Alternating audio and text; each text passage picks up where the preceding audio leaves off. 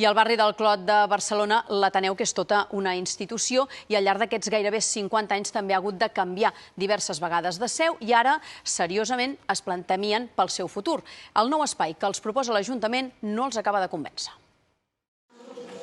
És dimecres, el dia que Verdolea, un projecte d'horta ecològica del Montseny, baixa a Barcelona per repartir els encàrrecs.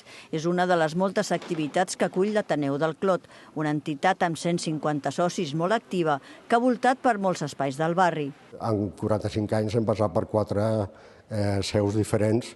Ara tornen a tema pel seu futur. L'Ajuntament paga el lloguer d'aquesta antiga fàbrica de sabons, 120.000 euros anuals, però el contracte s'acaba d'aquí a un any i no el renovaran. La fàbrica del plom seria una solució per nosaltres vàlida. El problema és que fa 2 anys que ens ho van oferir i no han fet cap actuació. La veritat és que si comencen a fer actuacions en aquell espai ens anem a 3-4 anys i el problema el tenim d'aquí a un any. L'Ajuntament també proposa la fàbrica del plom, antiga seu de Biciclot, però discrepa del tipus d'edifici.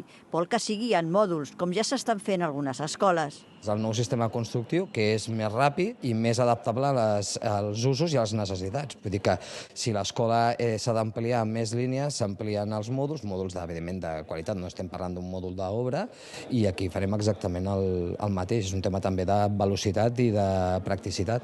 L'Ateneu hauria de compartir els mòduls amb el casal del barri i dubta si a la fàbrica del plom hi haurà prou espai per a les necessitats de tothom. També pateixen pel futur la desena d'entitats que formen part de l'Ateneu per si es queden sense seu. Al final és tot un entorn molt familiar i que l'últim que voldríem seria trobar-nos amb l'única opció de no poder estar amb el que podríem dir la nostra família. Mentrestant, l'activitat no para. Benvinguts a Radio Ateneu del Clot.